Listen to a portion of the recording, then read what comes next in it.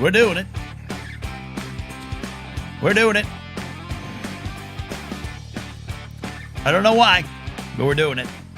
Episode 169 of the Blathering Live. I'm Ken Napsuck. Call me Dr. Doolittle. I'll explain that. We're going to need to gather around, people. I need help healing a crow because I've healed the squirrels. I'm not got a crow problem. I'm not the Game of Thrones type. But we're going to be talking Game of Thrones again tonight. Jared the Tide Pilot's got a Game of Thrones question. Producer Steve will be on in just a second, or a minute, 10. Who knows? I don't know. I have no plan for this. In fact, I don't even have my plan sheet out tonight. Where's my plans? Blank plans. But we're going to be talking about the greatest sports debate of all time, perhaps coming to a close. But not sooner than 2027. We'll be talking about that. We'll be talking about that. Happy to be here with all of you on a Thursday night. I truly am. I'm just exhausted. Thankful, but also sad that Andor is over. Andor. In fact, I don't even know if you're seeing me clear. The final Force Center Andor report is uploading right now. So I will have my Thursdays back. Loved Andor. Love the final 3 episodes. Probably my favorite. We have a 2.5-hour discussion. And we are truly the best in the biz. I don't say it on Force Center because I try to be humble. Here, I'm drunk. We're the best in the biz. Forget your ringers. Forget your children of the watch. Forget anything.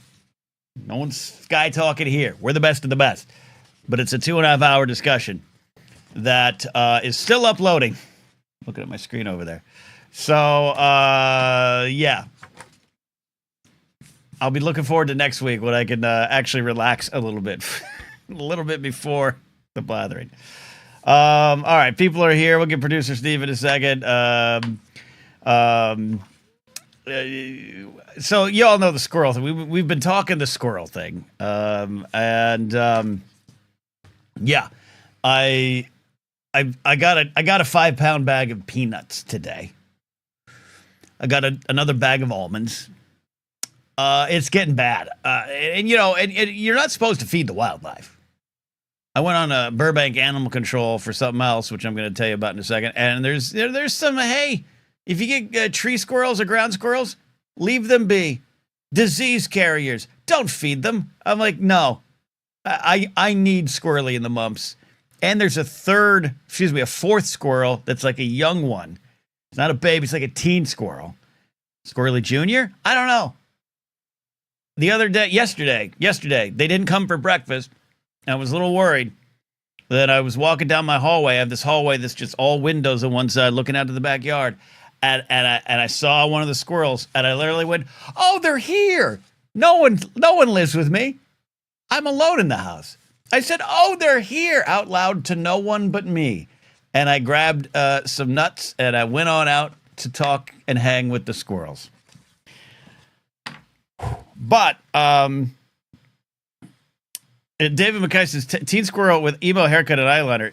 Funny enough, kind of, not that, but he took a nap in the tree. I have video of him he was playing around in the tree, and I'm talking to Squirrely, the paterfamilias of the bunch, and like when I say I'm talking to Squirrely, like I actually just sat on the ground and I had a little coffee filter full of peanuts, and he just sat there eating the goddamn food next to me. He doesn't even run away anymore. He's just like, cool, we're doing this. Let's have a picnic. And these branches and little leaves were falling down. I look up and there's like a juvenile squirrel's just like in the tree, like, this is a great day. And then I came back out and I was like, oh, where is he? Oh, there he is. He just took a nap in the tree. Cutest thing ever. Anyways, long story short, I'm also rescuing a crow. I don't know what to do. No one's going to come help me with the crow. It's one crow. Burbank doesn't have a humane society. Pasadena does. They won't come here. You all, not from LA, you don't even know what that means. You're like, what does that mean? Pasadena's the next city, second city over. There's Burbank, Glendale, Pasadena. Pasadena's, nah, we don't go to Burbank. F you, Burbank. It's a crow that's not, horribly injured. It's not fatally injured. It like doesn't look. It looks like it lacks a tail and it can't fly, but it's hopping around. But I discovered that now. But yesterday there was like 6 crow, dare I say, a murder of, on the side of my house and my neighbor's house. I'm painting a picture of something you don't know, and they were just like on it. And instead of flying away, they were like screaming at me when I went in my backyard yesterday at one point. I was like, what are you doing, you nasty crows? Like, what are you doing? And they were like, I was like, they're going to attack me? They, like, this one was on the edge of my neighbor's house just looking at me like, ah. I'll do it again. Ah. And I get annoyed. I try to shoo them away because they're keeping the squirrels away. They take the squirrels nuts, and occasionally they'll attack young squirrels. You get out of here, crow. And then today they were back again. I'm like, something's up. Why are these crows, who are smart creatures, they're at a very specific low point. They're not up in the trees where they normally are, the old Burbank crows. They're right at the edge of the house. So I went around. It's trash day. Got to take the trash back in. There it is. There's a crow stuck in a little pot my neighbors had. My neighbors are hoarders. They had like a little pot, and it was trying to jump out, and it couldn't get out of it was like stuck in there because another thing. So I moved that. And this crow jumped out. I saved the goddamn crow. But the other crows are pissed, and they're like warning. So I go, so now I have two sets of animals I'm feeding. So crows eat undeshelled peanuts. So I had some because of the squirrels. So I put a bunch of those out there. Then I cut up a little plastic Solo cup, not a Han Solo cup, a frat boy cup. Cut it up, filled it with water. I put it out there. I don't know what to do.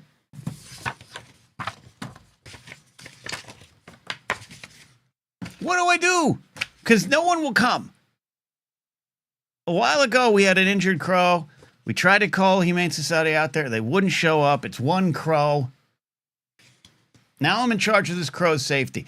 And there's feral cats. There's coyotes in the area. Skunks. I don't think a skunk will go after a crow. Raccoons. This thing's going to die, and I'm not going to have it die on my watch. But it's a crow, and I kind of have issues with crows, and I think God is testing me. I think God is saying, love your enemies. Now I'm protecting a crow and feeding a traveling folk band of squirrels, squirreling the mumps. With that, we bring producer Steve to the show. How you doing, buddy? I've had a day. Yeah, better than you. Holy hell, what is going on over there? Dr. Doolittle from hell. What do you do? What do you do? Well, because I was talking to my mom, and she's like, well, call like animal control. I'm like, they're going to come kill it. They're going to grab it and say, thank you, sir. And then when I get around the corner, they're going to break its neck and kill it, right? Like, that's what they do. It's one crow. We have 10,000 crows in Burbank. But I'm looking into its eyes, Steve. I can't let this thing down. Crows are really smart. So if you're trying to help it, I think it will understand the empathy you're showing it. I think. Well, so, okay, wait. So what did you? I'm sorry, I missed what was physically wrong with the crow. It can't fly. It's hopping around. It's flapping a little bit, but it can't get air. But nothing appears broken, but its tail seems a little smaller. So I'm like, did it get in a fight? Okay. So structurally, we think we're okay. It's not like there was this about a year ago, this crow was in our front yard and it looked sick. Like it looked like it had stuff coming out of its eyes and we felt bad. We tried to like protect it. It did not last the night. I will save the details. It did not die naturally. And I hid it. I hid it from my partner because it was traumatic. I went out in the morning to check on it, and I found pieces. This is not like that. It just looks terrified, and it's hopping. It can move because I put the water down, and it was like, get the fuck out of here. And it like moved around the corner of the barrels, but it can't fly. So, okay. So yeah, just if you are able to provide it, a sanctuary of shelter in some way, fresh water. And I don't know, you got like a piece of like, unsalted something or a piece of whole wheat bread or something that's not going to blow it up or hurt it or anything. Just let it do its thing. Let it. Yeah. A red bread is bad for it. Bread might be bad. I'm not Steve Irwin. I'm producer Steve. I don't know. What to tell you there. And he died. And he died by the wildlife he tried to protect. So that's true. So I don't know. David McKay says, buy some Buy some Jordans. Kicksport Cal wants me to mend its wings. Trey T's back going, what's producer Steve's backstory? There is no backstory. He's an enemy of the state on the run, and we're giving him sanctuary. And then we've got, look at this story from Vermont Mike. Protect crows. I helped expose a local business chain that organized ruthless crow hunts and advertised their killings by stacking up for picks. My story hit the AP and the hunt stopped. Vermont Mike's a hero. I don't love crows because I've seen them do, like, we had a bird lay some eggs and had this cute little nest and everything. One day I hear a scream and I come out and Grace was screaming. That crow up on the roof just ate the bird eggs, and we had to deal with that trauma for about a week. So I don't love crows, but I can't, Steve, I can't look into the eye of an injured bird and turn my back. Can't. Well, I wish you luck. This usually only is going to go a couple of days. Wish me Like, luck. if the Sounds bird like a makes problem. it through Good the luck first- to you. This is kind of like the reverse of like the first 48. You know what I mean? Like if this bird makes it through the first 24 to 48 hours, his chances of survival go up significantly. Right. So what I want to know, and maybe we'll get Addie on the show while she's here. She might not be no 60 seconds of science tonight. She's out and about. I need a smart. I'll just say this: a person smarter than you and I, Steve. Totally fair. Can a crow that has a non-structural injury, a non-fatal structural injury, regain flight after a day or two of rest? I don't know. Do we have any? Yeah. I know bird law, but I don't know bird health. Yeah. So is this like the MCL or ACL equivalent of a bird? Is he out 6 to 7 weeks? Are we looking at like an Achilles tear? Is this bird out for the next season? Like how long do you have to rehabilitate this bird before? That's what I'm wondering. Thing. Like, is there bird insurance? Is that a thing? I mean, he's not a pet. There's not pet insurance. There's pet insurance, but he's not really your pet. Yeah, I have so pet insurance. you're gonna pay for him if you try to take him somewhere to get taken care of. That's not worth it. Yeah, and then then I'm depressed today, Steve, because the crows, because they're hacking, they're not hacking, but they're screeching up there. The squirrels haven't come by today. Oh no. Oh well, the squirrels know you're busy, Ken. They see what's going on, and they're like, we read the room. You know what I mean? See, David's saying maybe it's psychological, and here's the wrinkle. David might be right. Can I add the twist? In the center of my road, directly across from the house, but in the dead center of the road, dead crow. Ooh. Dead crow. Like fell, something happened. It's not a pretty sight. And I'm not going to pick it up. I just was like, I'm going to let nature take its course there. So something happened. No, midair collision. Yeah, I figured. Or maybe it is like it's psychological. It could be the midair collision. We all know the FAA is having problems, but these are crows out of Newark. Well, yeah, I mean it's everywhere now, though, Ken. It's not just Newark, but if it's not the FAA, it could just be that you could be harboring like a crow criminal, Ken. This could just be like a case where this crow is trying to come off as innocent. He offed that crow in the middle of the street and is like he got should have seen the other guy kind of thing. He took his own blows, and so now he's coming into your backyard and be like, hey. Look, pour me on the street. It's like Tom Cruise or someone in an action movie. It's like, goes into someone's poor little house. Is like, hey, fix me. But I just murdered someone in the street. And you don't know it. I'm the good guy. Tom Cruise, who's currently older than Ian McKellen was in the Fellowship of the Ring. I saw that on the internet yesterday, and I proceeded to run out in the middle of the train tracks. All right. I enjoy what you're saying. This is good stuff. Let's get Addie in here. We need to check in with Addie anyways, but maybe she might have an answer. She is a professor of smart things. Addie, thanks for calling in and on the road. Hi, Ken. How are you? Can you hear me okay? I can hear you okay. Background noise, but in a positive way. It just seems like you're experiencing a lot of life right now. Yeah, I'm calling in from an undisclosed location on the last night of my vacation. But we appreciate that. I have missed you all. We missed you. We missed you, Professor Addie. So I wanted to say hi. Hello. Do you have a crow answer for me? I admittedly only tuned in about 5 minutes ago. I'm not sure what you're talking about. I picked up on something about an injured crow and a dead crow. I don't know much about birds, so I don't know that I'll have an answer for you anyway. Do you think, in your educated opinion, that a bird that is not structurally damaged can recover in a night or two to fly again? They're not structurally damaged. Like it's not like a broken wing. Yeah, they can't fly, but there's not like a flapping wing or anything. It just looks like it can't fly. It has a shorter tail right now. Probably. Okay. That's all the hope I need. That's all the hope I need. Don't give me false hope. Just the hope. I just need a little bit of hope. Okay. Sorted. Addie, what's your question tonight? Or are you just checking in? We're not doxing you. We're not telling the world where you are. I couldn't even. I don't even know where you are. But are you enjoying your vacation? Has it done what it needed to do? I have enjoyed my vacation. It's been a bit wet for my tastes, but okay. It's also been very hot, so sometimes the rain was welcome. Nice. Good. And Good. going home tomorrow, so we'll have science back on the board soon. Love that. Love that. Yeah. I don't know that I have a question. Like I said, I just wanted to call in and say hi. I've missed you all. Well, hello. Hello, hi. And Addie's one of the last that we allowed to just hang out, Steve. She's one of the last we allowed to call in with no question. That's a grandfathered rule. No. Addie, you've been gone. We had a thing Saturday night. We had a thing. We have new rules that I need to be aware of? No, you don't, because I said you're grandfathered in. You're grandfathered in. You can throw the spitball for as long as you want. But anyways, we appreciate that. Program note, I'll be back Thursday. Chance I do an hour of calls Saturday, everybody, but we're definitely out Monday. And I might think of another broadcast day, but also I have 19 podcasts I do, so I'm a little stretched. But Addie, I'll get a question. I'll get a quick question, okay. Ken. How are you? I am okay. I only cried once today in a Target, and I still, sorry folks, try not to shop at Target. I needed to go to Target today for something specific.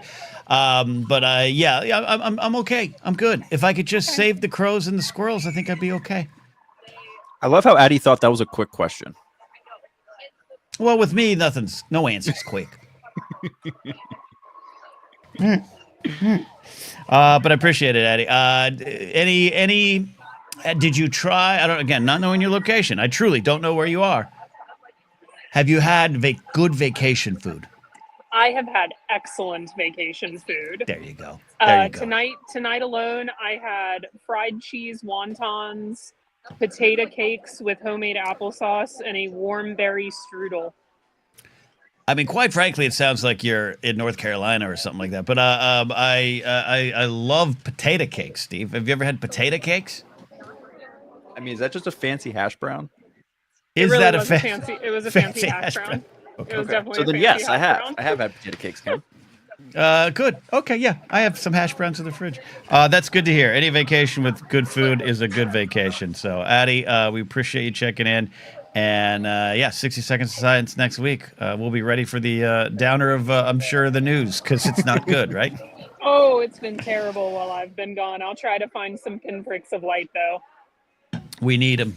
We need those pinpricks of light, and that's why I want to save that goddamn crow, because I need the hope. I need to feel like I'm part of something bigger right now. Thank you, Addie. I appreciate it. Okay. Of course, y'all. All right. See ya. Addie calling in. Steve, I love the sounds of vacation. Like just a lot of strangers in a park or something in the background there. You know, strangers in a marketplace. That was excellent background chatter. That was just great, great ambient life, Ken. There's stuff going on out there, out in the world. Yeah. Something. Yeah. There's a lot going on in the world.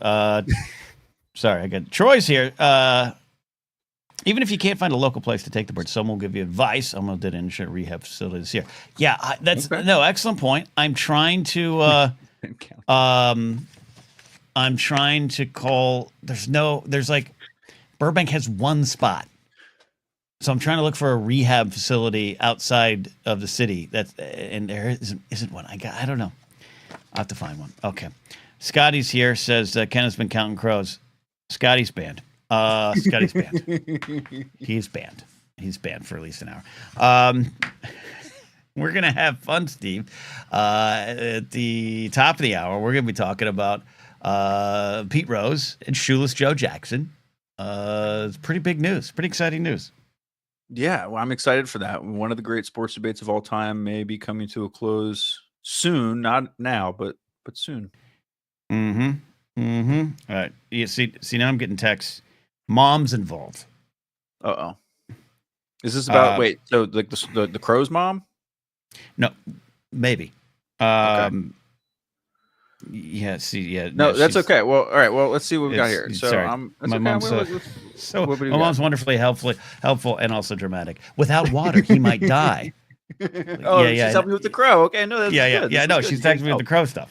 Yeah. Okay. Anyways, okay. Let's go. I'm ready to talk a little GOT. How's the internet? Do I look good out there, everybody? You want me to be honest, Ken? Yeah. You're a little you might have just been outside a lot today. You're a little warm. Oh no, it's the lighting issue. Well, it's always lighting. It's a lighting issue. It's something happened with my camera angle or something, and see that's a little too burnt to a toast, and that's too neon. But I think this is generally what I use. That's that's pretty warm. It's pretty warm. Go the other way. Yeah. Okay. See, look at that. How about that? It looks that's pale. better. Much better. Really? I look pale. There he is. I look pale. No, that's better.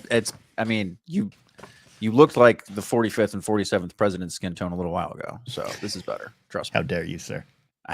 You wanted me to be honest. You're fired. All right, I want to talk a little Game of Thrones. I'm fired from my free job. All right. hey, calm it down there. I'm looking at a little 480p today, said Matthew Stokes. It's true because this Force Center episode's still loading up. Jared, the Time Pilot, is here. How you doing? Kingsport Cal says you do look pale. All right, Kingsport Cal, you a couple weeks ago you said I had a double chin when you meant cleft in my chin. Sit this one out, Cal. Okay. He's not winning hearts and minds. Hi, Jared.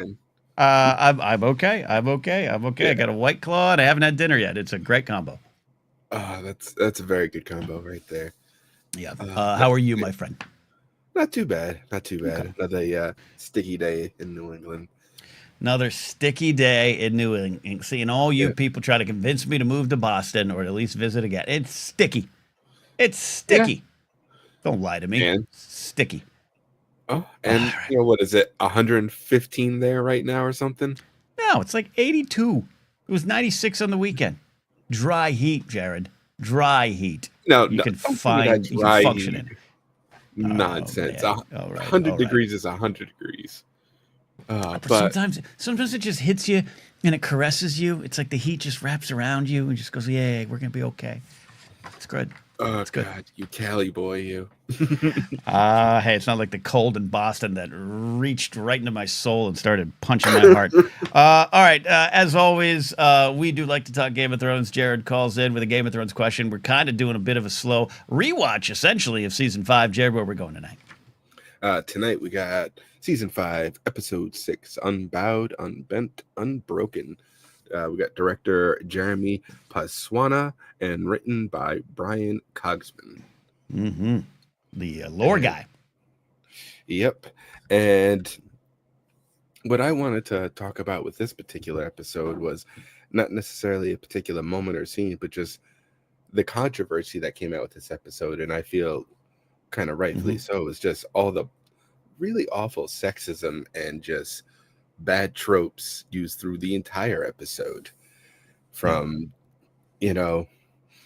the sand snakes, these set up to be amazing warrior women, and for some reason one-handed Jamie and Bronn basically beat them.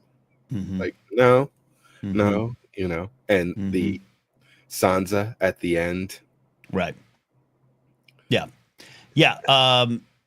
Without doing a full recap of the episode, we got the marriage, the forced and arranged his polite way, but the forced marriage of Sansa to Ramsay, with Peter Baelish setting that up there. We have, like you said, the Sand Snakes, which are still great characters. They're wonderful in the books, but what you're describing is something that I think I look back at with a little more distance and think, yeah, they devalued them a bit. They didn't know what to do with them overall, I think, is one of the big criticisms that I agree with. But then they just it was flimsy. The three of them were great. I think the performance was great, but overall the presentation was flimsy, and it led to just oversexed warrior women. almost like a journal, a writer's journal fantasy. Right. No, I agree. I agree. It's just they had potential there, even with the short screen time they were going to give them. You still could have had a much deeper character arc. They've done better with less. Yeah. And the end of the, without going into the words that YouTube doesn't like, but we have Sansa and Ramsay and Reek, Theon Greyjoy essentially, and the final scene, which is a rape scene. And Game of Thrones has not been, has had those before, and then would have them maybe again. But this, it took so much heat, and season 4 was the first big what I call Game of Thrones heat. Even though it did take some heat, maybe with some of the choices made with Dany in season 1 with Khal Drogo, which was a change from the books. But I think it was, I don't want to say fine, but it wasn't as big as an issue as season 4, which is Joffrey's death and Cersei and Jaime in front of his dead body, and that started a conversation that I don't think the show was prepared for, because I really believe, and I've said this before, but that times changed. Times changed dramatically from the start of the show to about season 4 or 5, where now we had a lot of fans and a lot of folks going, "Hey, we don't want this anymore. We don't need this to happen." Now it's taken from the books.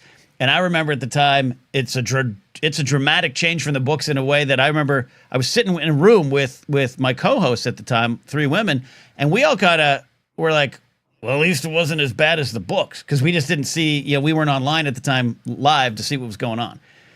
And I think you're right. The audience spoke up. It was one of those times where the audience says, we don't need this anymore. And it wasn't that the act existed. It was you used it to focus more on Reek. And you made the decision to focus on Reek, which I understand artistically, and I understand for the character of Reek, and I understand because it's also present in the books. But it just played differently and played in a way that I don't think they expected the pop culture world to revolt against. Yeah, no, definitely, because that, excuse me, that was one of the big criticisms. Again, was it's not necessarily, yes, we didn't like the trope of that happening to Sansa, but you just made her a prop in the scene.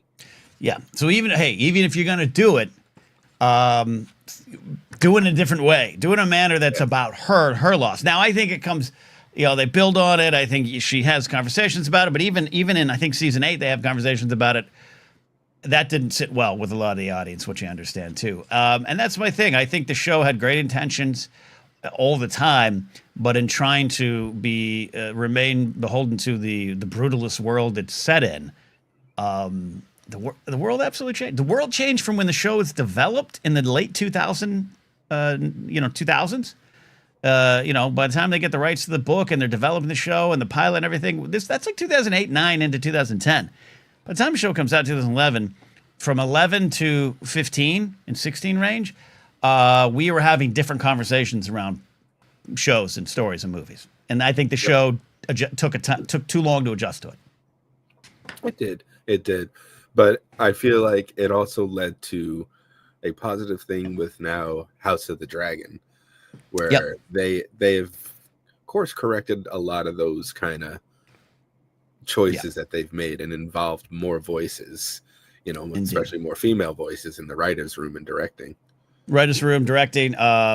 There was very few female directors in Game of Thrones. That's been changed. House of the Dragon. Very few female writers. The writers' room, at least season 1, was 60% women in House of the Dragon. And that's all I asked for. That's all I asked for is notes taken. One of the people I think is pretty good at that was J.J. Abrams, particularly on Force Awakens. Note taken on some of the pushback early. And made changes and sought out other people to help him understand and make the changes. Gina Davis and her foundation, Ava DuVernay, and that's all I ask sometimes. So that's all we should all try for, right? Yeah. Anyways, you're not wrong.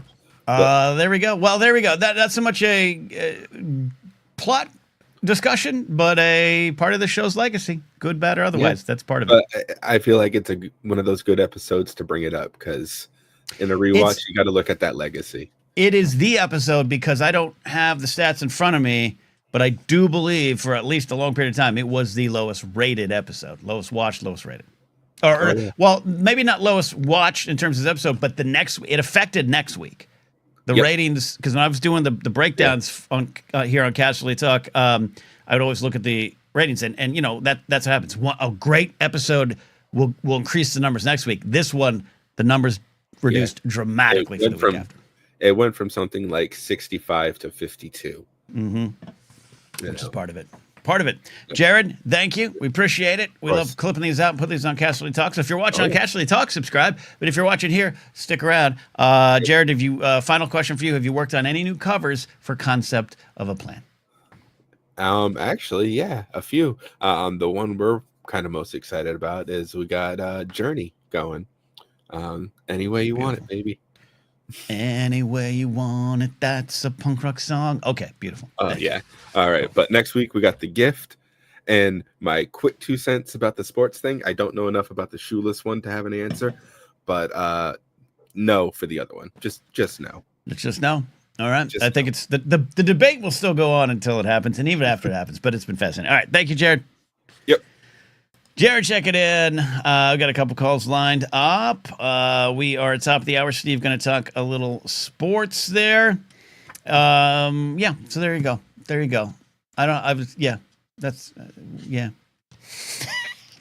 Doing great, Ken. Thank you. I got you, buddy. No, I'm glad we got calls lined up. Well, I haven't been sleeping well lately. Well, there's ways to fix that, but I'm wary about giving any kind of medical advice. I'm a producer, not a doctor, Ken. Damn it. I'm a producer, not a doctor. All right. Are you ready for some calls, Steve? Hell yeah. Let's do it. Who's up next? We got Brett and Mystical Mar. And then after that, we got Kyle Harlow calling in for the first time. I think he's got a little bit of a rant ready. And that's part of the fun here. Also, shout out, I think he went to bed, but James Holmes did gift 5 memberships to the channel. That's how you call in, everybody. You call in by becoming a channel member or a Patreon supporter. I saw earlier a question about Super Chats. We're always open for Super Chats. It helps keep the lights on, indeed, and sometimes helps put food in my belly or the belly of a squirrel and a crow. Super Chats are the easiest thing. I get that. I use them to my advantage in the sense of just, hey, it's out there. If you want to support, want to ask a question for Super Chat, it's a button away. Someone asked, I think Box Office Jack asked, hey, what does YouTube take from them? They take up to about 40%. So if you're looking to support in another way, there's the donation page on PayPal. That is the QR code up right now. Links are also in the description. I do have Streamlabs. That is a link down there as well, but the Morning Drive Media page is the best way. Not about money today. Not worry about it. There's Matthew Stokes saying one. Stream Elements is cool as well. I just don't see it, Box Office Jack. That's the only thing. And also, a lot of people ask, I don't use Streamlabs because it's a dirty, dirty company, and it stole from people, and I'm still surprised some people in my space use that channel, use that service. But anyways, I'm not here to judge, Steve. Not here to judge. All right, let's get him on the show. Our buddy Brett and Mystical Mark calling in. He's the host of the Page Turners They Were Not podcast. And he is here now with us. Brennan, how can we help you, buddy? What's your question? Well, this is actually my alter ego, Salty Brennan. Salty Brennan. Are you here to feed the crows too, then? In a manner of speaking, yes. Well, ask away, buddy. Well, like you, that Wired article about Andor. From a couple weeks ago. Yeah. The toothless politics of Star Wars is. I'm in agreement with you that I think that person does not know what they're talking about. Yeah. There was. I mean, obviously, Andor is more overt in its politics. Yes. Yeah. No, it's a beautifully written and produced show. It's absolutely one of the best for a reason, and a lot of people calling it perhaps the best sci-fi show in history. And I actually don't disagree with that. But it is, it is just direct. It is direct, and I think that's part of its strength, where a lot of the other shows are just myth first, and that's kind of been misunderstood, I think, over the years. Yeah, and Kingsford Cal's asking if I'm going to rant too, and the answer is, well, yes, but I'll try to keep it kindly. But basically, the point being that I think that, as you said, all the other shows are about politics. Yeah. Some of them you may have to dig a little bit deeper, but the fact is they're there. And I was wondering if subtlety maybe is lost on an audience. Subtlety is absolutely lost on the audience. It's part of the media literacy problem we have. And I think, again, I consider it a strength of Andor. I think it's causing people to pay attention to Star Wars who hadn't paid attention to it before.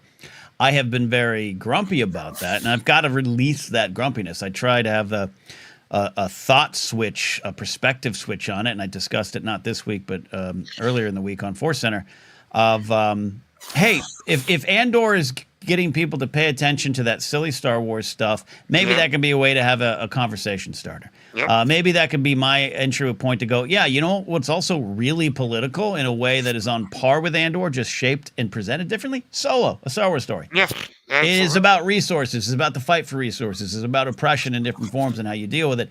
It is also about the start of the rebellion with emphasis. The banality of evil. I mean, that's exactly from that one officer. Yep, absolutely. Well said. Well said. That just like, okay, well, it's another day. Yeah, and even her taking the hyperfuel, is about her not having enough money to survive, and it's all about that. But that's why I'm trying to look at it, because I don't want it to eat me up any more than it already has.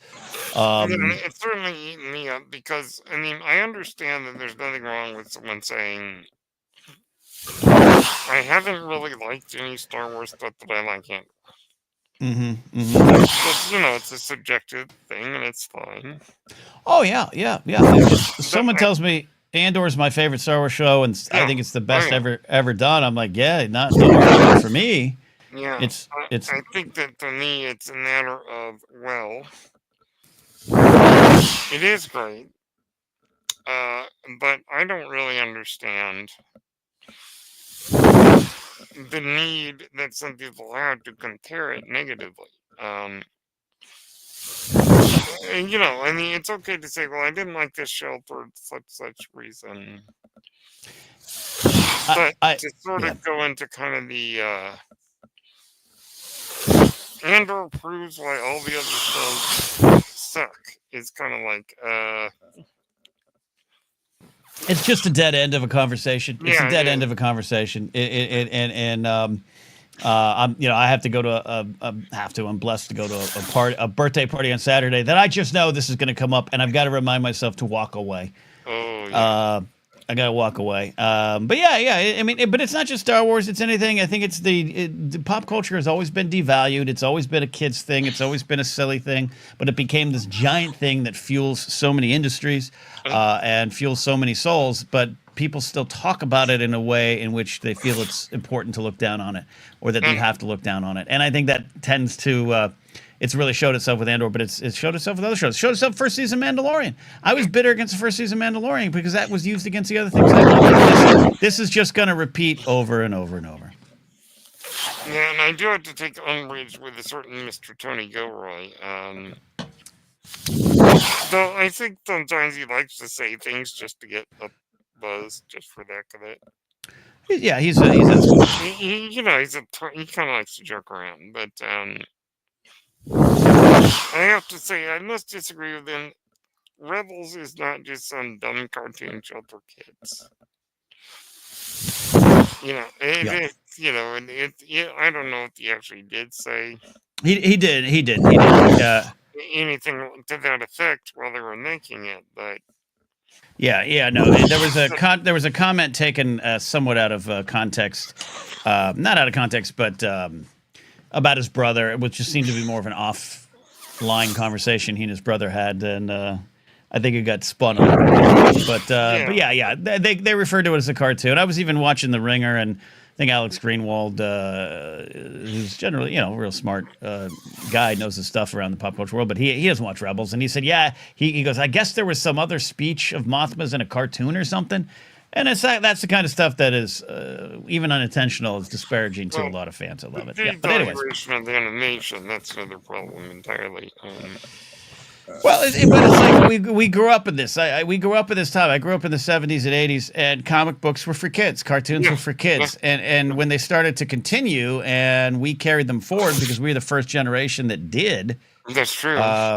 You still run into that. Oh, you still like your little comic books as if we're 7-year-olds. Well, I did have someone once say to me, I was at church, and they said, I said, I do a Star Wars podcast. I'm like, how often do you do that? And I'm like, every couple of days. And there's like, how is there that much to talk about in Star Wars? Yeah, that's kind of. I'm like, you simpleton, you. Yeah, but we have to stay in our joy, Brennan. We have to focus on our joy. I absolutely love the Andor. I also love the final 3 episodes. Were my favorite of the show. I just finished the last one earlier today. Yeah, it's spectacular. It's spectacular. Brennan, I appreciate you. Good to hear from you again, my friend. Okay. Yeah, always good. And now I'll go back to being not salty. Don't be salty. Don't be salty. Now I'll go back to my regular self. Regularly scheduled, Brennan. Thank you, Brennan. I appreciate you, buddy. Okay. All right, good to talk to you, Ken. Brennan Mystical Mar. Let's roll right in here to, I believe, first time on the air, but he is an old school original. When I started Twitch streaming, playing Fortnite, when you still had to build in 2018, he was one of the first people to show up regularly, as was producer Steve, just under a name that I didn't remember. Skooma Buster. Where, Steve, where the hell did you get that name? We'll save that for the backstage sometime for the whole story, but it's a combination of a gaming name I used growing up, and then a skooma is if you're familiar with the Elder Scrolls, Skyrim, Oblivion, all those kinds of games, it's an illicit substance in that universe. And so there's a lot, like I said, a lot of stories behind that. Ken, I'll tell you some other time when you don't have someone on the call. What it sounds like is you're a dirty, dirty sinner, Steve. That's what it sounds like. Oh, we established that a long time ago. Let's get Kyle on the show. Kyle Harlow, one of the originals. I met Kyle. We hung out at a bar in Chicago with a bunch of people. Kyle, how you doing, buddy? I'm good, Ken. How you doing, man? I've had better lives, but I'm happy to be here with you, and I'm overjoyed that you're calling in, buddy. Yeah, me too. They had the NBA draft lottery the other night. I know you try to limit the seconds of sports on your program. But no, go ahead. You want to talk about it. By the way, I appreciate you using the phrase program. You're set up for this rant. But yeah, you wrote me. You're like, I got some thoughts on the NBA lottery draft. So Steve's going to take notes, and I want to hear what you got to say on it. Okay, so they had the lottery, and there was a strong reaction to the result. And I had a strong reaction to that. So I typed up my thoughts. Yeah. And when I got done with it, I thought, where can I take this odd mix of sports content with a few Star Wars references in there? And the one name that came to my mind was Joe Rogan, oddly enough. But no, I'm kidding. It was Ken Knapsack. I'm sorry. Happy to be number 2 to such a short man. Yes. Yeah. So anyway, what happened was the Dallas Mavericks barely missed the playoffs, and they had about a 2% chance of getting the number 1 pick. But they won the lottery. And this year, there's a really hot prospect coming out. His name is Cooper Flagg, and he plays for Duke.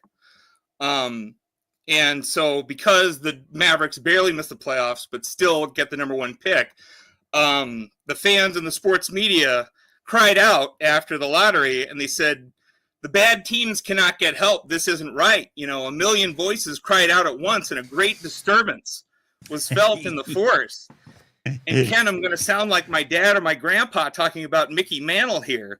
Please do. But when I was a young boy, in the year of our Lord, 1992, there was a basketball player named Shaquille O'Neal. And the Orlando Magic. Yeah. The Orlando Magic won that lottery, and they took Shaq with the number 1 pick, and he took him from a terrible team to about a 500 team. Right. They barely missed the playoffs, but because they missed the playoffs, they got 1 ping pong ball in the next lottery. And as luck would have it, that 1 ball out of 66 shot to the top of the machine again. They got the number 1 pick again. And the fans and the sports media cried out at the water cooler back then, because there was no social media. It was 15 years away. It was an elegant, more civilized age. And all at once, a million voices cried out, the bad teams cannot get help. A great disturbance was felt in the force. The system is broken. The system must change. And it did.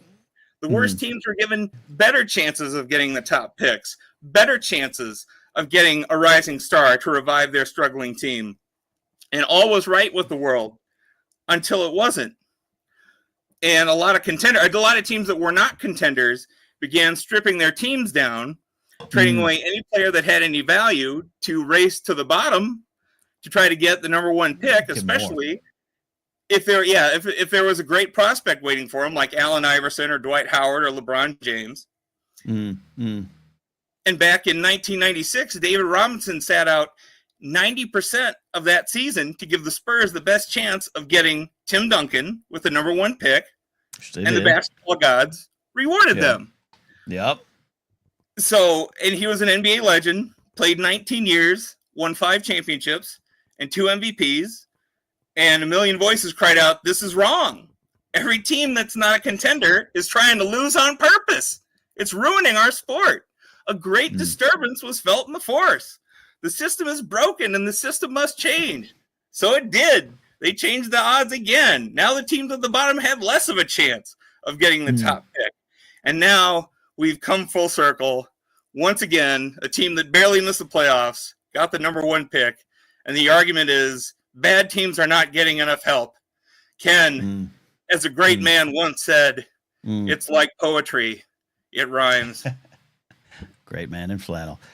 Well, this is a home run of a call. Home run. Steve, I'll bring you in here. Is the NBA draft lottery rigged? Kyle's not suggesting that, but what is there any truth in your heart that you feel that might exist? I'm not just going to play devil's advocate, but no, I am one of those people that doesn't actually think it's rigged. I do think it is. It's fun to talk about, and there's a lot of fun conspiracies around it. The frozen envelope is probably my favorite one, but other than that, or LeBron going to Cleveland again, that's pretty fortunate for Cleveland. It's not necessarily. I don't really know how they would have made that happen conspiracy wise, but no, I don't. I feel here's the thing: if it really was fixed, we would know more about how it happens. I feel like any great conspiracy, fringe theories. That's all. What is, Kyle, have you heard of the frozen envelope theory? What is that? That an envelope is cold and that's what David Stern knew to grab? Exactly. Yeah, that was in 1984 when Patrick Ewing was going to be the number 1 pick. Oh, wow. He went to the Knicks, and New York being the biggest market in the league, and they were struggling, so that's the theory.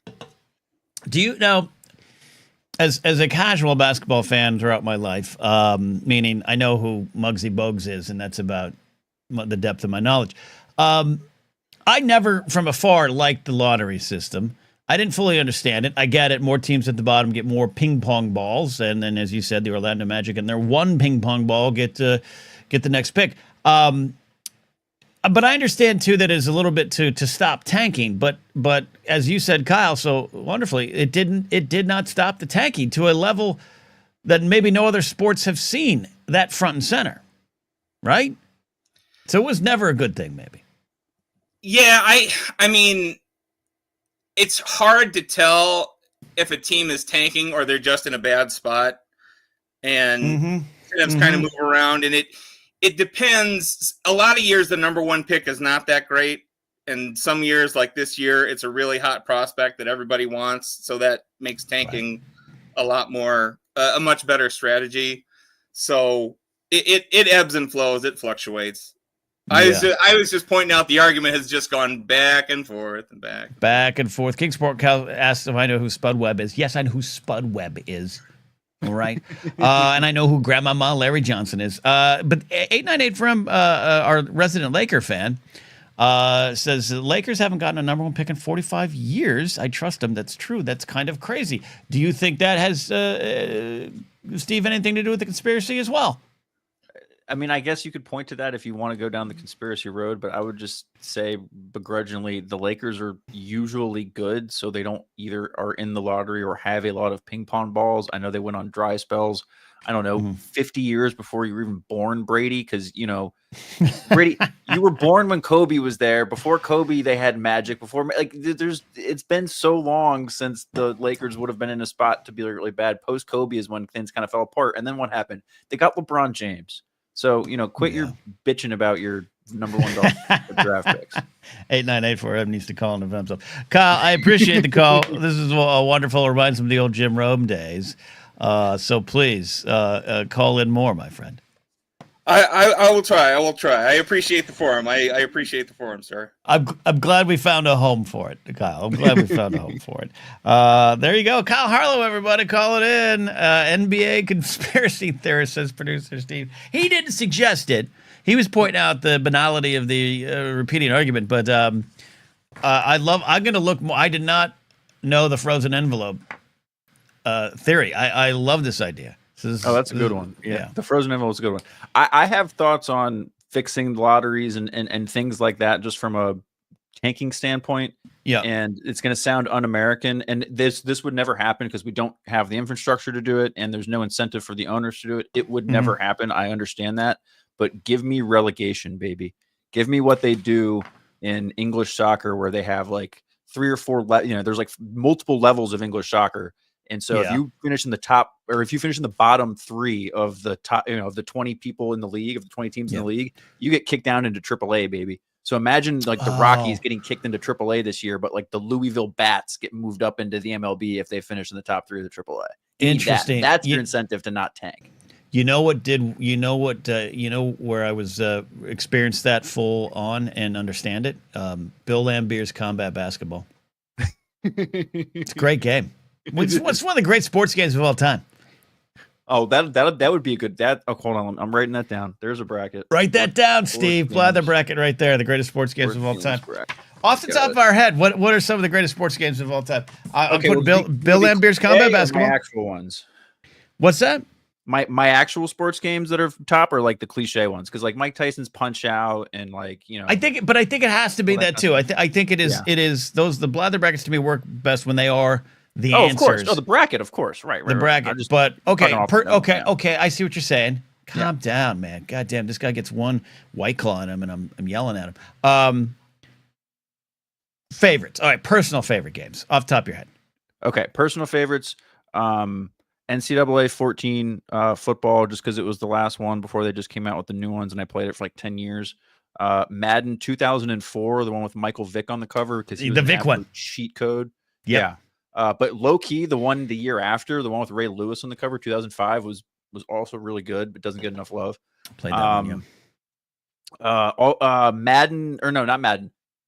NFL 2K5, I want to say, the one with Terrell Owens on the cover as an Eagle. That was the best non-Madden football game. Fight me. I don't care about your Super Nintendo, N64 Madden your games. Tecmo like, Balls, those, John they don't hold up. I don't care. Whatever. The best non-Madden football game is NFL 2K5. Whatever. The one with T.O. on the cover. That thing was amazing. And then Tiger Woods 2004. Played that one too. 2004, good year for sports games. It's fascinating. And Laserbolt asked the question that's on everyone's mind. Does Tony Hawk count? I think skateboarding's a sport. I think it's sport. Totally. I just don't associate with sports games, but Tony Hawk is great. I love it. Tony Hawk 2 is amazing. Yeah. I think it's viewed differently, and I think people who aren't sports fans like it, which doesn't mean it's not a sports game, but it's on the cusp for me. It's on the cusp for me. Play each other in it the way you can in Madden, right? You don't get on Tony Hawk and be like, we're going to play each other in Tony Hawk. No, you know what I mean? It's not the same thing. That's what I think of when I think of sports games. I do think Tony Hawk 1 and 2 are 2 of the greatest games of all time, but they might supersede the genre. Yeah, okay, great stuff. A little bit of age, I still go to hardball. From Commodore 64. NHL 94. I've heard that's a really good one. It's a good one game, but I've heard that's a really good one. I think it's basically the one featured in Swingers. Great game. And then the summer and winter games from Epics for the Commodore 64. But if we want to stick to just like console games and stuff like that, I'm with you on a lot of those. That Madden unfortunately Vic on the cover at the time, is still the gold standard for Madden for me. Where I still judge against it. And I love MLB The Show. I think it's good, but there's some of those other baseball ones, the MVP baseball and stuff like that came out. But yes, yeah. MVP baseball 2005 with Manny Ramirez on the cover. Ken, that is the best baseball game ever made. Sorry for you know what is is the best baseball game ever made. 8984M keeps talking about Wii sports games. I need him to know he's wrong. But Ranger Donald's you don't like Wii Sports? Wii Bowling? Wii Bowling is definitely in the video game. What are you, Mark Ellis, with your Wii golfing? No, Ken, Wii Bowling, I won't hear this slander. Wii Bowling is in the Sports Video Game Hall of Fame. Absolutely. 100%. Everyone did Wii Bowling. Guess what? When it's on the Blather bracket, I'm voting against its ass. So Okay, what are we going to do? all right, I will campaign for Wii Bowling. Let's do it. All right. I'm glad we have this idea. Ken Griffey Jr. presents Major League Baseball. Ranger Donald says, I believe that was that the 64 I think Ken Griffey was major. Yeah, I think that was N64. That was a great game. My favorite thing is the Los Angeles Dodgers. They didn't have the rights to the player names other than maybe Griffey. And the Los Angeles Dodgers were all punk legends. It was Exene Cervenka, John Doe, everything. It was great. I love that.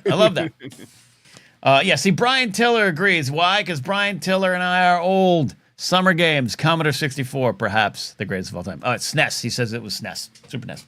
NBA Jam. NBA is a good one. All right, Scotty says, I'm willing to argue with you right now, Ken, that Wii Sports was arguably the most important game released in the 2000s. Scotty was barely alive. I want to point out this. Scotty was barely alive. He was barely alive. Of course it felt big because he had a bat in his hand and didn't feel judged by God with this bat in this hand. And it was your judgment's clouded when you're young. The grandmas were playing Wii Bowling, man. There was a whole thing about Wii's in retirement homes because all the grandmas were playing Wii Bowling. Everyone was Wii Bowling. Everyone was Wii Scotty bowling. says he was F at 11. Scotty's a religious man. He's not really. He is. All right. Well, when we get to it, it's gonna be good. All right, let's get in 898 because we're in the middle of yelling. We'll do some sports here at the top of the hour. But Brady, do you feel attacked by your Lakers fandom here, or not attacked by the fandom, but Brady? Brady. Hello. Brady. Hello. Yeah, you're on. Yeah, you're on. Sorry, I thought my mic was. Hold down. on. Let me address this. Wii Sports changed everything. Yeah, it did. It made you think, God, I wish I had a better sports game. It inspired better sports games. Hey, Ken, Wii Sports Baseball taught me the rules of baseball. That's not my problem. That you didn't know the rules. Hey, I was like 6 when it came out. Yeah, Brady, you're exactly. Not stop while you're ahead. Exactly. You're 6 going, look at me, Mom, I'm playing the tennis. Yeah, exactly. I got to play with my mom. My mom grew up in poverty, right? We didn't have any video games. He brings in the poverty. He brings in the poverty, Steve. He brings in the poverty. Look, we couldn't afford tennis rackets, so this virtual one had to do. Okay. See, and Scotty, get it. Scotty said, Wii Sports taught me the basics of golf. Get on a golf course. Hey. How much does a golf course cost?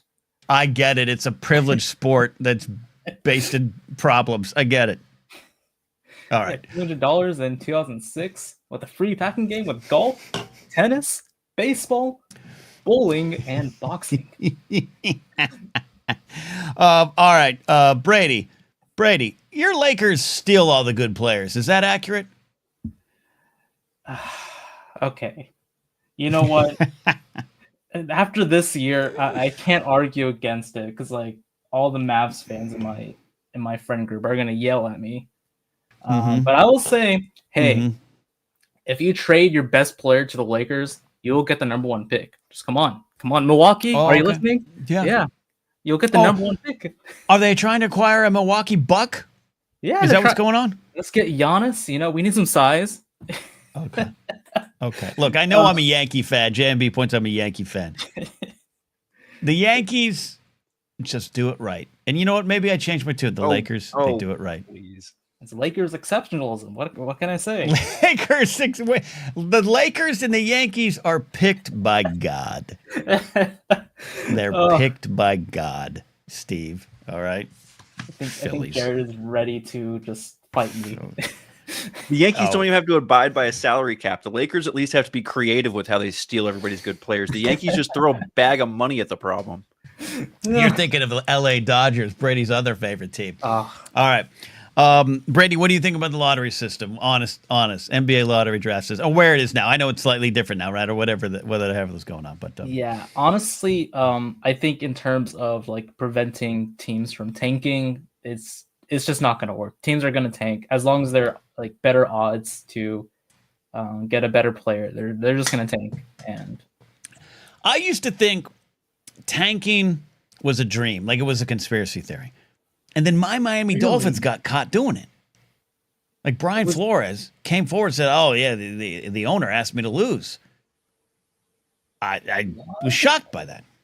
Was this like wrestling? People didn't know that wrestling was written. Maybe like I used to joke around on Facebook. If you remember Facebook, Brady, we adults used to have Facebook and MySpace. But I used to joke around early Facebook days that the NBA was scripted, or excuse me, the NFL was scripted. And I used to perpetuate that conspiracy theory. Now, we talked about it during the football season. Could you have refs influence the game and everything? Maybe. But I don't think that's the case now. I think it's impossible to do that, to script it. But it doesn't mean there's not shenanigans. And I'm going to look up this frozen envelope. I think we should make a movie about this, Steve. Let's write a script, The Frozen Envelope, the story of the NBA draft. Oh yeah. Blathering Productions presents. Damn it, I was so close. Yes. Almost. Going away now. Almost. All right, Brady. I'm sorry I yelled at you. Okay.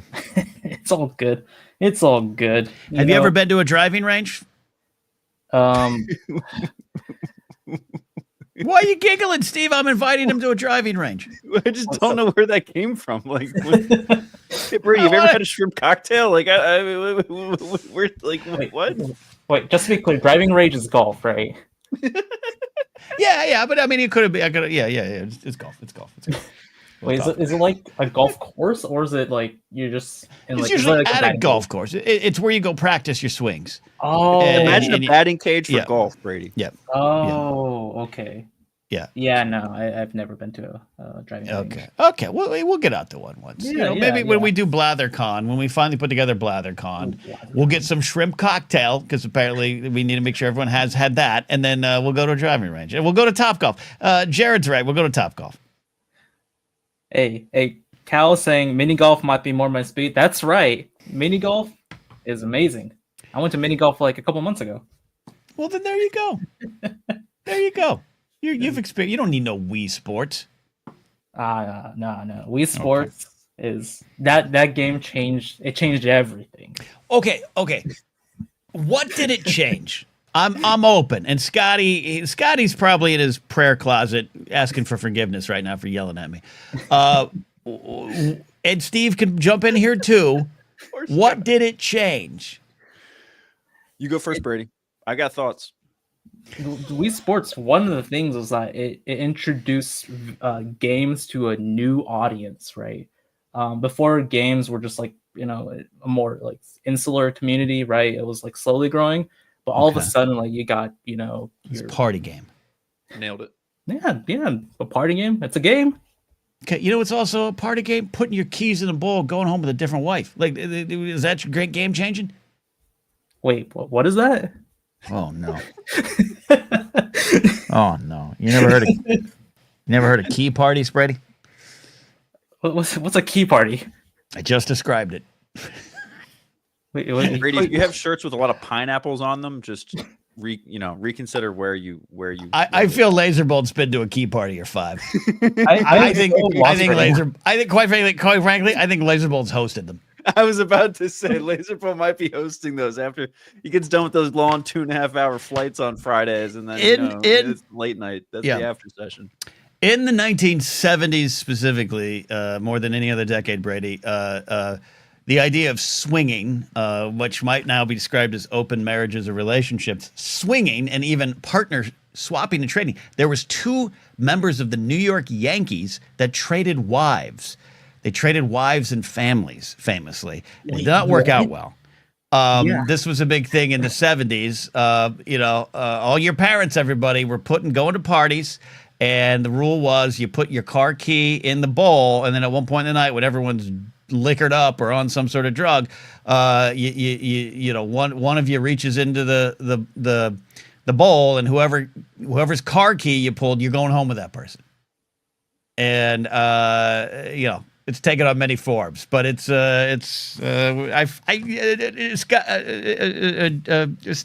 your name, Steve? I feel dirty now. I feel like we shouldn't have explained this to Brady. No, Brady's a big boy. He can handle it now. Oh my God. Last week I was telling Brady how to be successful at a strip club, and now I'm talking about key parties. I don't know. You're a hell of a mentor, Ken. See, Laserbolt says that I can't have a key party in my RV. Your whole life's a key party, Laserbolt. All right, Brady, we love you. All right. So we'll have him. Scotty is he doesn't want to come on. He says this is a full on conversation. I think we're gonna have to have this. Maybe next week we do this. We set this up with Scotty. I want to hear this, but Steve, you generally agree with Brady's overall assessment on the Wii Sports. We're gonna have to, Ken. We're gonna have to find some people that stick up for you, because I'm pro Wii on this. I'm with Scotty and Brady. The Wii changed the way video games were viewed in the mainstream. Take it as someone who grew up as, again, old school Catholic. I think I was one of the last. I may be, Ken, historically one of the last people who have been hit with a yardstick by a Catholic nun in after school class. So Stephen, I don't know. It's an old time. What's that? Stephen, what you doing, Stephen? we were reciting Bible verses, Ken. We were just copying the Bible from the Bible onto a piece of paper, and I got caught because I was playing on my Game Boy. Pokemon Red, and I got hit in the back of the neck, dropped my Game Boy. Well, that was your fault. Totally lost. Yeah. Yes, Brady? Steve, that was allowed? Yes. The Catholic Church does its own thing, man. It wasn't like a public school. So. But even a public school, my mom was left-handed, and of course they believed at one point that to be left-handed was a sign of demonic possession. So when she would try to write left-handed in elementary school, public school, the teachers would whack her hands with yardsticks and say, "No, absolutely not. Write with your right hand." And she's left-handed. It didn't take because it's kind of hard to take. Yeah, no, I just got the yardstick in the back of the neck. I just remember the air. You could feel the air right before it hit you, and you'd just be like, "Oh, damn you, Sister Margaret." Laserbolt says, I was spanked in regular high school for throwing beans in science class. High school? Okay, Laserbolt, if you were spanked in high school, that was at a key party on a Friday night. Don't spread your lies to me. Or you might need to write a letter about that teacher. I mean, or maybe there's something going on with that teacher. Osvetnik points out, he says, I thought you were supposed to use your house key. So Osvetnik's been to key parties. He knows too many details. If he's correcting you. This is great. Scotty's not wrong. Okay, Scotty, Ken was busy in 2006 chasing mall pedestrians.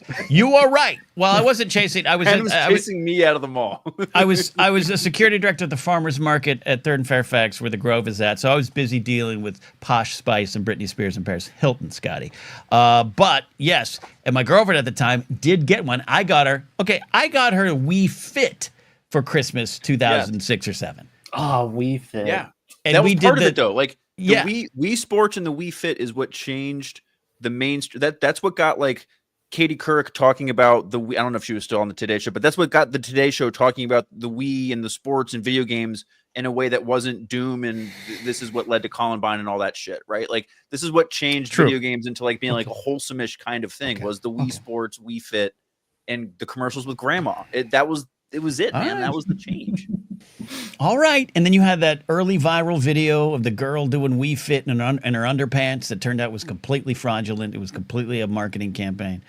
All right. Brady. I don't know what you're talking about. That one, me and Brady. You don't know. Wait a minute. I'm just quit acting like I'm thirsty. There was someone in chat has to know. There was a ad campaign for like Wii Sports or whatever, the hula dance, whatever. It was shot as if it was a boyfriend sneaking like cell phone footage of his girlfriend in her underwear doing like a hula hoop, and it went viral. And then it came out years later that it was faked. It was a complete marketing campaign, and everyone fell for it. Which is why when Chewbacca Mom showed up. When Chewbacca Mom showed up and put on, I'm in the Target parking lot, I'm putting my Chewbacca mask, I was so dubious that we actually lost Force Center listeners over it. Like, there's some women wrote me and were like, you're an asshole, you can't believe a housewife could find joy. And I was like, it's all faked, it's all faked. And she was signing autographs at conventions. I was like, bullshit. I don't know if I was right, but it was because of the fucking Wii Sports thing. Damn. All because of Wii this was deep. Scotty is such an asshole. He says this type of videos Ken watched when he was a Republican and got mad about it. Yes, I didn't get mad about it. I didn't get mad about it, Scotty. I sat there in the shadows going, but I like that shot. Like, yes, I was conflicted. All right. Thank you, Brady. We'll continue to corrupt you. You know, this is like probably in a couple years, Gen Z will find out about these key parties or whatever, and it's going to be a whole thing. Yeah. No, it is. Well, what's happened is they've turned it into open marriages and this and that, which is great on paper. I know so many of them who've not worked. It's a whole different conversation, and I don't want to. We'll wait till Scotty gets on here for that. But yeah, I agree with you, Brady. Anyways, all right, go play your Wii. Okay. Yeah, I'll be enjoying it. All right. He will. Scotty says Ken was mad because he had a boner. No, I was not. I had lust in my heart. Okay. We're off the rails. We're off the rails. See, Ranger Donald's on my side. Ranger Donald's a hero. Yeah, we fit underwear girl. Yeah, it was a thing. I remember that. I love that Brian Tiller is correct. We've started a new segment, the corruption of Brady. Absolutely corrupting the youth. I just like, it's me who by the way was a very innocent, naive kid until he's like 30. And here I'm going, yeah, if you put $40 down, 3 strippers will dance with you. Instead, Brady's like, wait, what? There's 3 at once? What? It's lovely. It's amazing. I'm watching the Wii Fit underwear girl video right now, Ken. This is live reaction. She seems like a very nice lady. She's very nice. Oh, okay. Wasn't expecting the bending. That was okay. That's how they pull you in, okay. Steve. Yeah. That's how they pull you in. Now it's just any Instagram reel. That was the first views, 13 million. Oh yeah, I know, right? Yeah, right. Yeah, this is but on YouTube 16 years ago, this would have been. Oh yeah. Yes. Interesting. What she's doing now? Well, I need an ESPN 30 for 30 on this. Yeah, get Jeremy Schaap on this. Yeah. What Scotty J. Rowe, does she have an OnlyFans? I bet you. I guarantee you, if I sort comments by new, that's probably in the top. It's got to be in the top 100. What if I told you one video game made the thirstiest video of all time? ESPN presents 30 for 30. Okay. All right. Let's. We're gonna talk some. You know what? I'm sorry. I want to get a call on and clear the palate. We need some dignity. And my friend Chris is here, and then we're going to talk Pete Rose to end the show. Chris Kiefer, the best librarian in LA County, is here. How you doing, my friend Chris? I'm doing well. How are you, sir? I'm okay, man. I'm okay. How are you? You just did a bunch of world traveling, so I hope you're well. A bunch of world traveling, and I got I'm meeting a friend at the smokehouse in just a few minutes. So I got a few minutes, and I thought, why not call in and talk to Ken? Holy shit! Wait, hold on. You're at the smokehouse, and I'm on my way. I'll meet you there. Okay. Not to dox myself, but well, too late, I guess. But yeah, it's okay. No one here can afford to go to the smokehouse. All right. Kidding. All right. What's on your mind? Is producer Steve still there? I got a sports topic for both. Let me tell you something. Producer Steve's always here. I just invited him to work one day and he hasn't left. By the way, producer Steve, I'm glad he's on the show. He is a much more handsome but not creepy Jared Leto, is what he reminds me of. That's one of the nicest things anyone's ever said about me, Chris. Thank you. You're welcome, beautiful. Steve. I'm glad to have you on the show. Sweet, thank you. And Ken, are there some underlying things we need to talk about there? I'm a little. Yeah. Okay. All right, Chris. What is your question? So I think on Monday's show you were talking about me. I think there was one line or maybe a quick bit that came up about changes to sports. So I to make them like more exciting, kind of a thing. Yep. So I have a pitch for you because I find pro basketball kind of boring, to be honest. It's repetitive. Yeah, very repetitive. So my pitch, and I want to get yours and Steve's feedback here, since you're the big sports fans, is that if you have a mascot, the mascot has to be your sixth man to come in and play. Ooh, like they can tag in, or they're on the court. Oh, I love that. They're on the court. Like, so your first substitution of the game, the Minnesota Timberwolf guy in the furry costumes got to come out. He's got to play a few minutes on the court. Love this. Yeah, love this, and especially college football. You get like some bull out there or an ox. Let's get the mascots playing the sports too, not just cheerleading. Yeah, I like this. Yeah. Okay, I approve of that. Steve, you put that one into law. Okay, at first I thought we were just talking about basketball, in which case I would have immediately gone to Benny the Bull for the Chicago Bulls and the Gorilla from the Phoenix Suns. Those are the two mascots in the NBA I'm drafting 100%. The Benny the Bull is like your small forward kind of LeBron character, and the Gorilla from the Suns is your point guard Chris Paul type. But if we're going all of sports, the West Virginia Mountaineer has a gun. The Texas Tech Raider has guns. So I don't know where we're going with like legalities there. That might be cheating. I mean, it was just to kind of get the mascot some reps on the field. My initial thought was basketball, but if you want to roll it out to hockey, you know, can you imagine the Alabama Crimson Tide elephant on the hockey team? Well, yeah. See, and see, I think Steve, we blew it out too far because, college. You know, let's bring in an ox. We're the North Texas oxen. Yeah, and so it's an actual ox, and the ox has a name, and it's a protected class in the college, and no one. But Chris brought he just wants to see. He wants to see Gritty on the court. I know that's a hockey. Yeah. Gritty and goal. He's pretty blobby. He might be pretty good as a Gritty and goal. I think hockey could work too. Chris, all right, that's good. Yeah, we approve this one. Do you have any other ones? That's it for the moment. But I will workshop some other ones and get back to you guys. I'm writing this down. There's Chris, there's meat on this bone. Hold on. There's meat on this bone. Chris was one of my favorite comics back in the day. He was a solid joke writer, and now he's just one of the greatest librarians. So we'll tap into this resource. Yeah, absolutely. Right, sounds good. All right, Chris, thanks for calling, buddy. All right, take care, guys. There we go. I love this. Yeah. The college one, it's a little dangerous. But we got excited.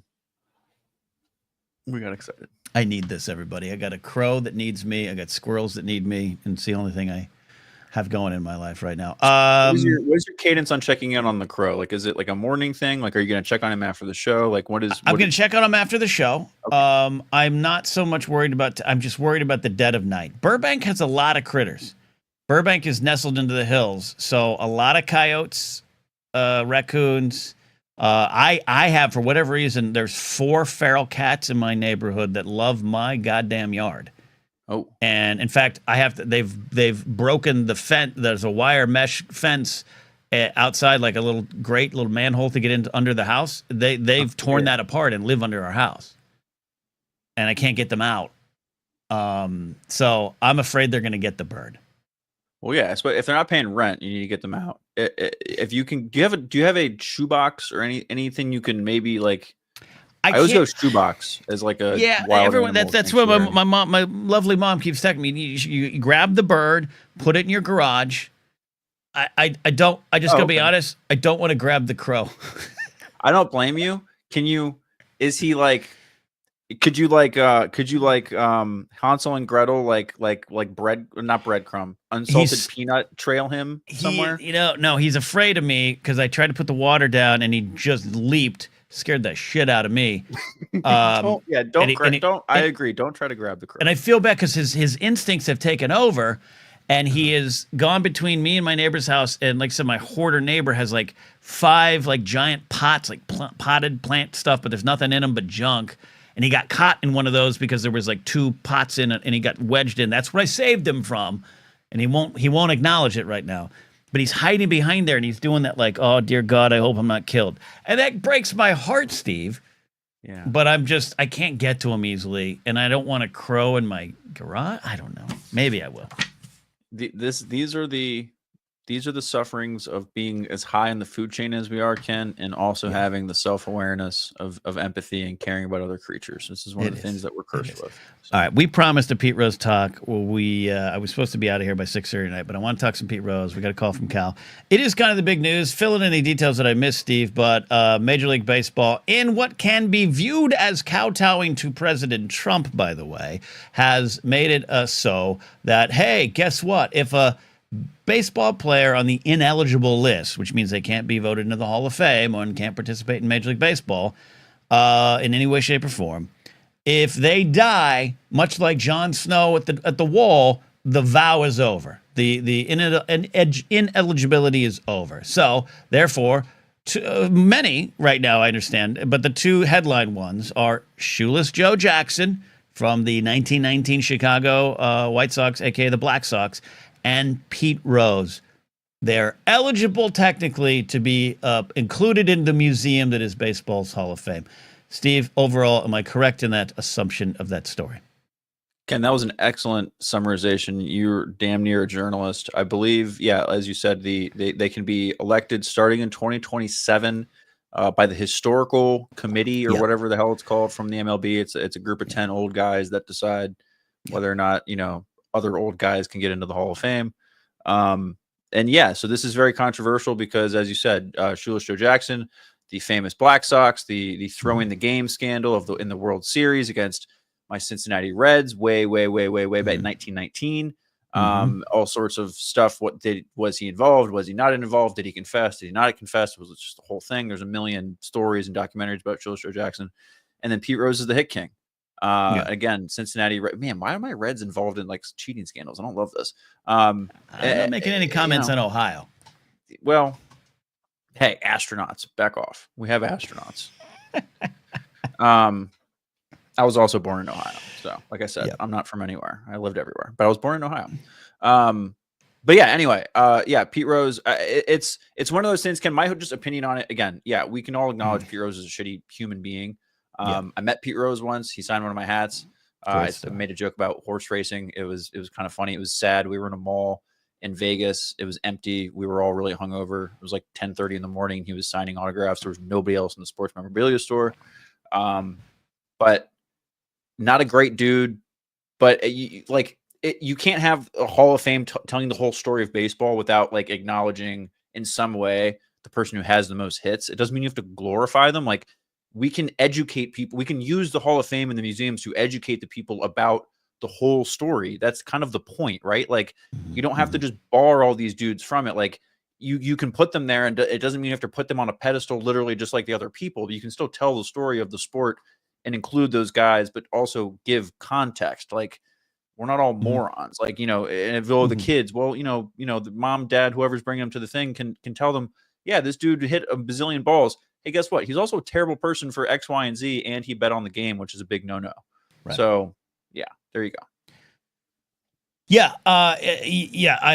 again, I'm not the first to say this. Dan Patrick says this a lot. It is a museum.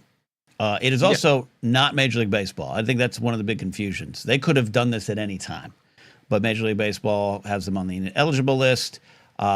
One Hall of Famer, Roberto Alomar, is in the Hall of Fame. He is also on the baseball ineligible list. They didn't pull him out of the Hall of Fame because of crimes he committed. Not good. Look up the story of Roberto Alomar.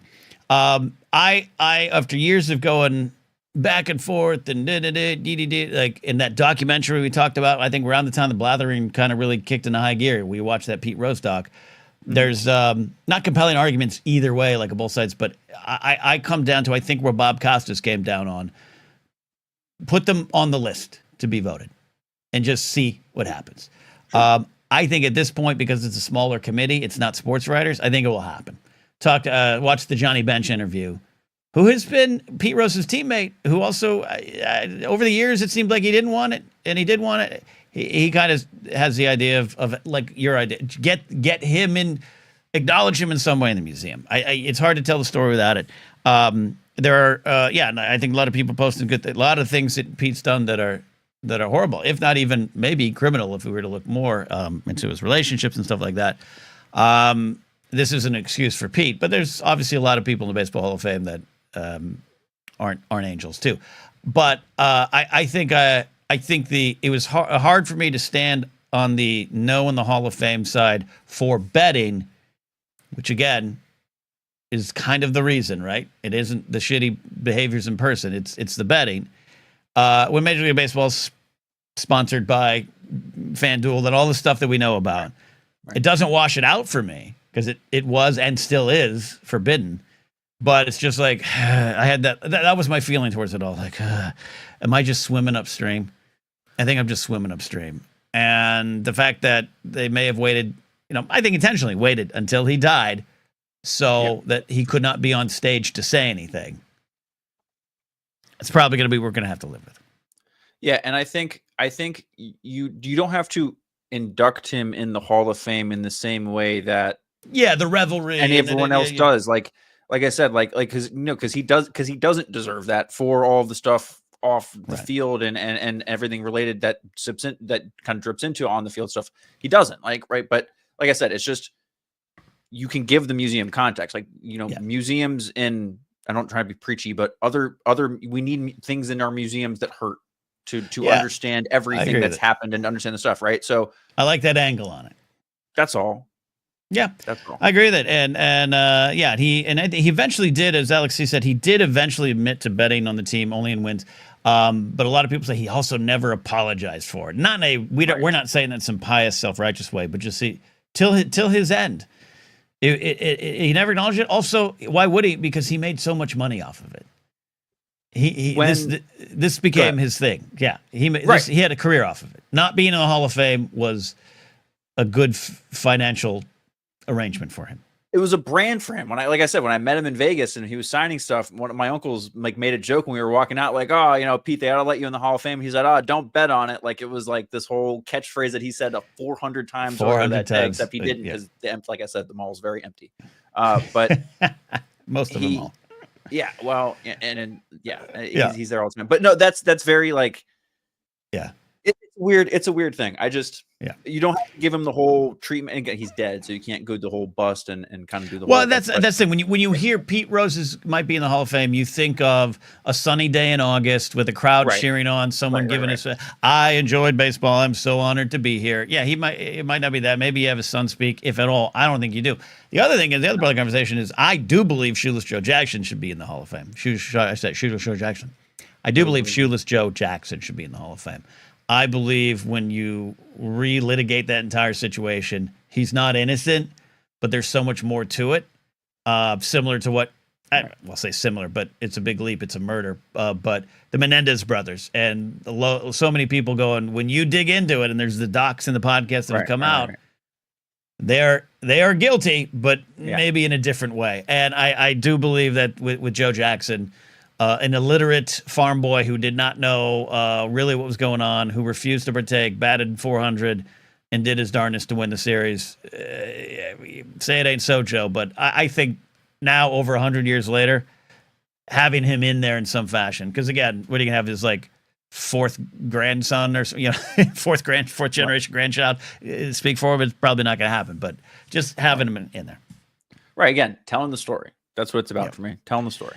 Yeah, telling the story of baseball. All right, there you go. I promised it. It was a thumbnail, and I want to deliver on my thumbnail. So there you go. We talked about it, but it is fascinating, and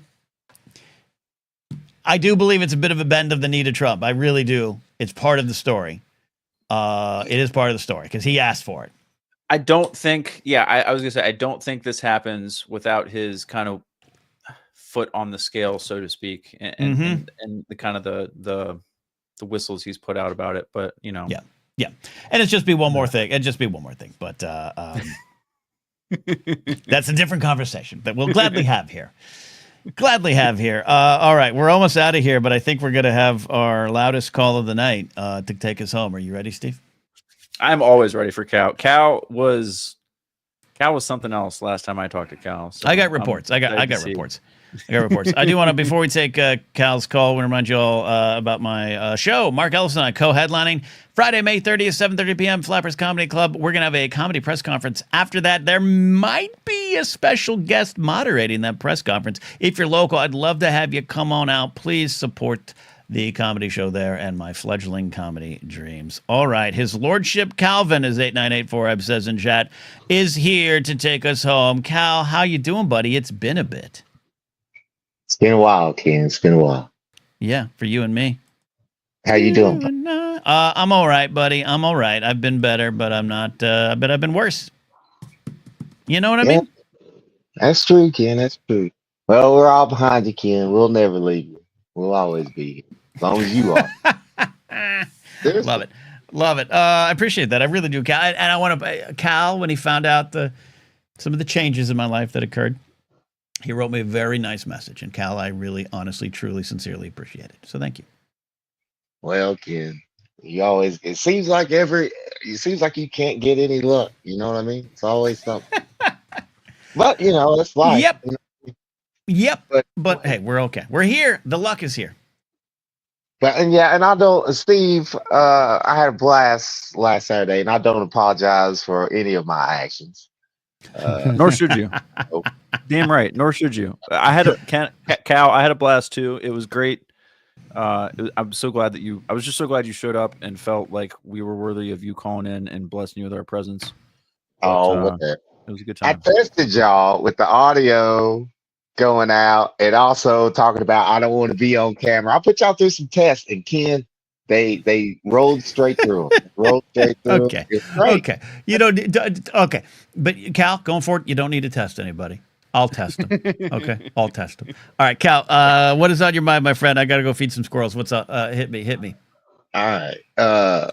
Expiration dates when it comes to food. Now, let me set the stage here. I went to Dollar General in 2024 and I bought some orange juice. Okay. And I noticed that the orange juice, this was in I don't know.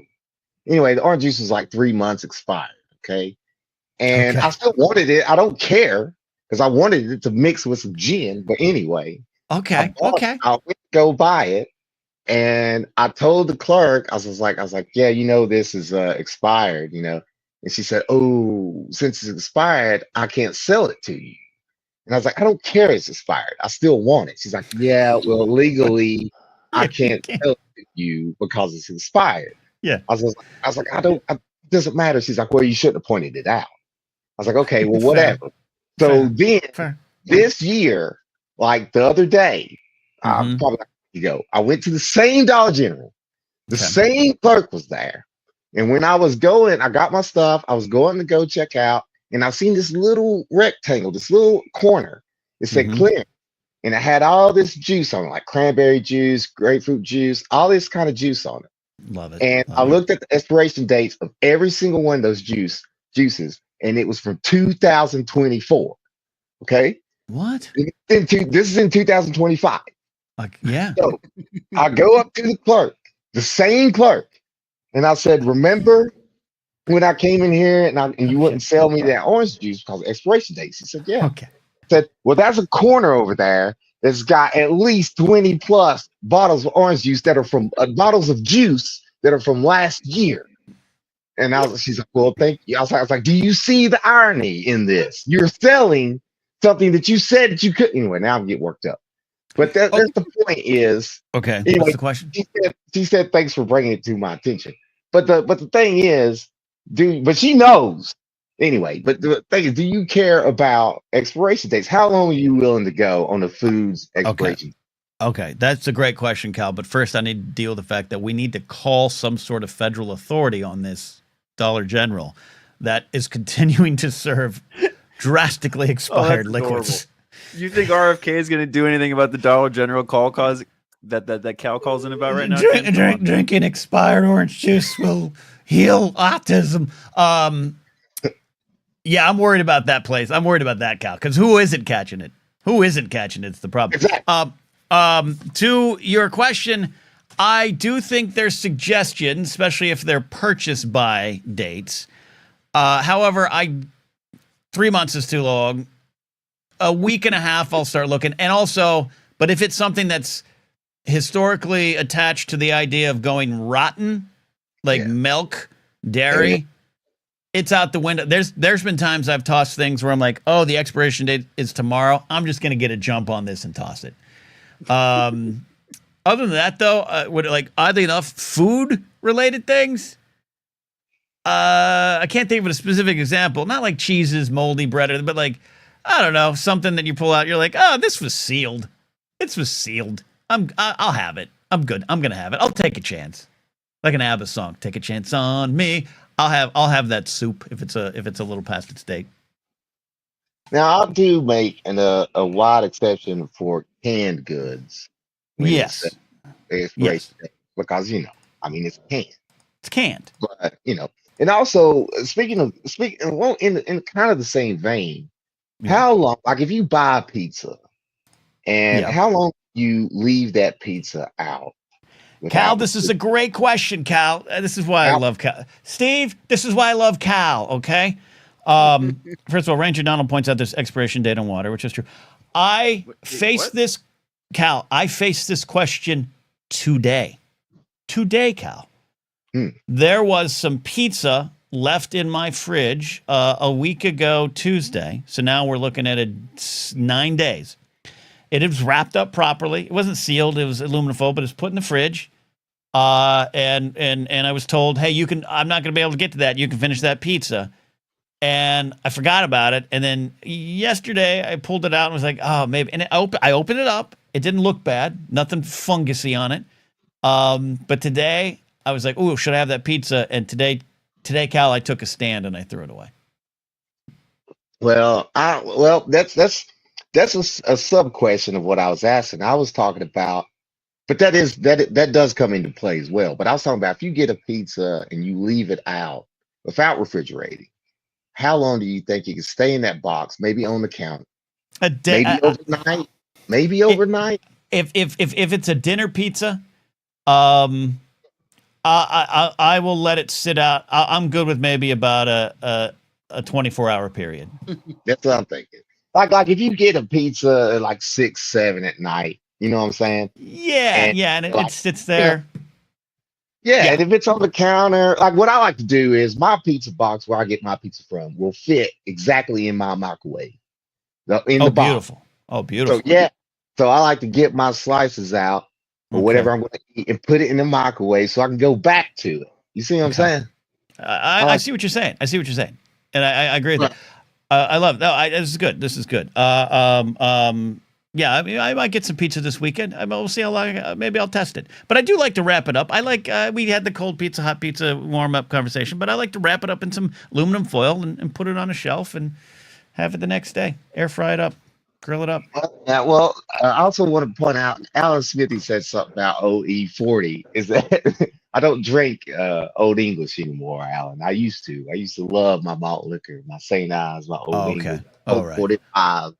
But I switched that up to PBRs and or Miller Lite. But anyway. Okay. Yeah. Anyway, Cal. Hold on. I got a final question for you. But Alan Smithy points out, Josh McCouga is the expert at eating old food. He did a whole TV show. There's some stories on eating history that they had some close calls. Oh, that didn't make the show. It's fascinating stuff. Maybe I'll get Josh on it to talk about it. Final question for you, Cal. I got to ask you this question. I might regret it. Have you ever attended a key party? Oh, yeah. But with mine, well, I've been to a couple. In ours, we had masks. But we pretty much knew each other. But some of us didn't. But we had masks and we used our car keys. I don't know about house, but we used our car keys. Early 2000, Ken. It was a crazy. It was heady days. Heady days, man. Ex-Tina was singing dirty songs. Brittany was on covers of magazines. You did things you don't regret. It rap in the rap world. It was all about excess. It was the bling era. It's about going to clubs and getting laid. You know what I'm saying? Yeah, so you had little Kim sing "I'll eat the molasses out your asses." Like this was a different time. It was fun, man. It was fun. It was a good time. It was a glorious time. Yeah, it really was. I was in my 20s. This is why you have King Sport Cal on your show. This is why, Steve. And I don't think that we're corrupting Brady. Brady needs to know these things.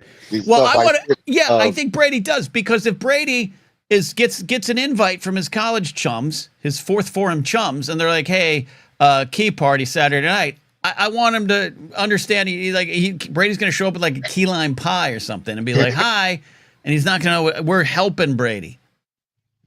Yes, Brady needs to know the ways. I don't know if Brady's a partier or not, but these are essential things you need to know. Especially, he can go to a club and get wasted to end up at a key party, for all he knows. You know what I'm saying? I do know what you're saying. I do what you're saying. Shout out to my buddy Kojak. Kojak, who was hanging out with me in the early 2000s when we were both listening to Christina Aguilera, ex-Tina's Dirty. Kingsport Cal, I appreciate you, buddy. I'm going to wrap up for the evening, but you have made my evening, okay? I'll see you, Ken. And like I said, just one day at a time, everything will get better. Thank you, my friend. This could be a big change for you, for all you know. This could be a positive thing. You got to look for the positive. My house is empty, my heart is empty, but I press on and go forward every day. But Ken, it gives you more time. That gives you more time to reintroduce yourself to yourself. That makes sense. Thank you. See, Cal. And I appreciate you. All right. But anyway, I'll see you. All right. Kingsport Cal, everybody, check it in tonight. There we go. Thank you, Brady, for the super chats. You guys are all good with the super chats. I appreciate it there. Let me check on those. Yes, Kingsport Cal with one for the animals. Matthew Stokes with a few. I really appreciate that. And a couple from Brady there. Brady's taking it in stride, Steve. Yeah, I mean, he's doing well. I mean, he was a good sport today. I think. Look, I don't think. You know who wasn't a good sport today? Fucking Scotty J-Ro. What do you mean? No, jamming on his Wii Sports thing. Don't hate the player, hate the game. He is right about Wii Sports. I'm Scotty. If you can hear me, I'm with you. If you're here's what I want, Scotty. I want video of you on a Wii Sports that little pressure pad. I want you spinning a hula hoop in Wii Sports. Make that go viral. Man, that little pressure pad was so hard to get for like 8 months in like 2000 and. Yeah, I know. Or something. I know, Steve. I had to find it for my girlfriend because she wanted it for Christmas, and I delivered. Attaboy. Good job, Ken. All right. We're out here tonight. Like I said, there's a chance I might be on for an hour Saturday earlier. I realized the party I was attending, Steve, doesn't start to the evening, and I thought it was like midday. So now I have a day. It's going to be good. But if not, we'll be back next Thursday. But Steve, on the Blathering Backstage channel, we might be tossing up some things as usual, right? Yeah, keep an eye on the Blathering Backstage. If you haven't subscribed already, please take a look. There very well may be a pop-up stream between now and Thursday, especially if you do or don't have a show Saturday. I won't be around Saturday either, so no producer chief Saturday. But maybe tomorrow or Sunday. I'm kind of trying to fit something in tomorrow. So check out the Blathering Backstage tomorrow, tomorrow night, kind of late East Coast, like between 9 and 10 or something like that. We might be doing something over there. So I love that. I love that. All right, everybody. We had a lot of fun tonight. So come hang out with us every week. Blathering's still here. It's going strong. It's not only going strong, it's going stronger. All right, we'll see you next time. Bye.